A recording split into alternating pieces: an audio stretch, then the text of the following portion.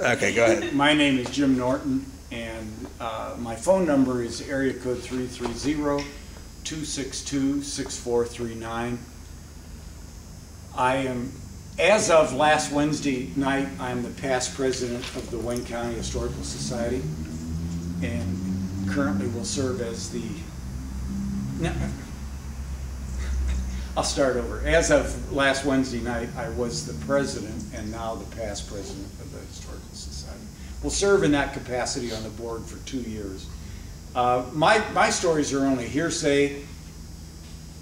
We have someone who told a story about a school tour coming through a group of kids.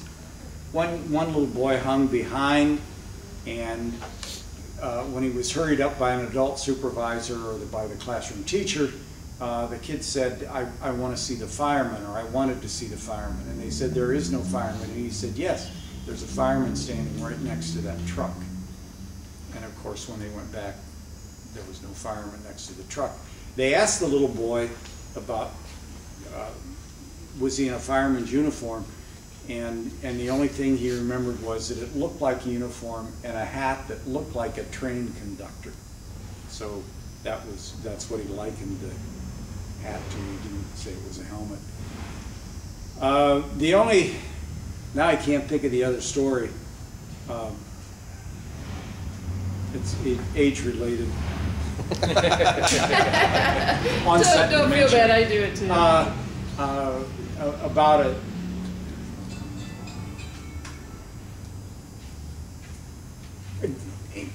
where's Ann? What was the other story we were talking about that somebody had told? About the not about the alarm and about hearing them. Oh, that was another one from Doug Myers, and I think that was in the book. That when they first brought this pumper back to Worcester, it was in the fire station being refurbished, and the firemen had been out on a run. One man was left there, was doing laundry, cleaning up the service room. Said he heard a fireman come in, and he hollered something about, that wasn't a very long run, or you weren't going very long. No response, so he walked out, and here is a man walking away from him, walked to the end of the fire truck and just kind of dissolved.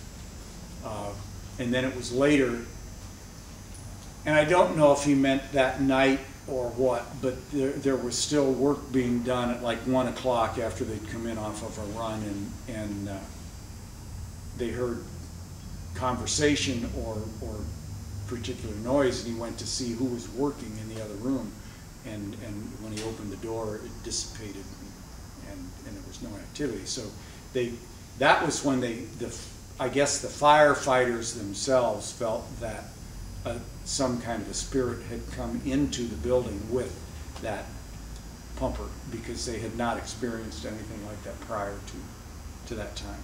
Could you tell what the man was wearing that disappeared behind the truck? I think it was kind of the same situation where he described an early firefighter's outfit and maybe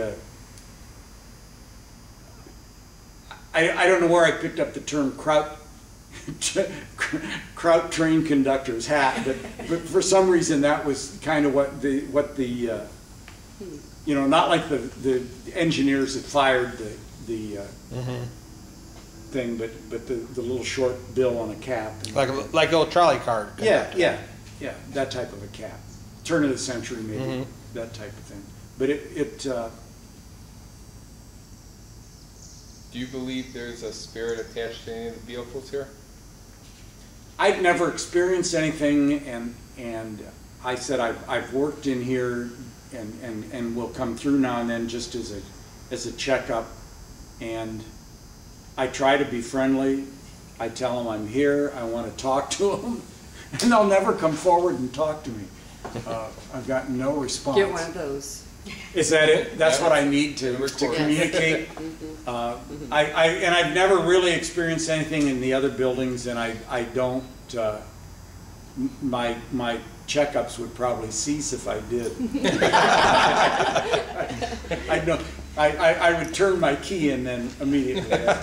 But I've really never been apprehensive about that, and it doesn't, I don't think it bothers me to,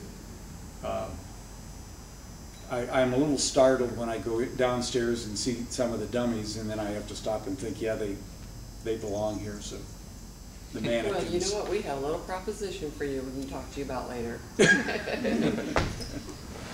All right, good. All right.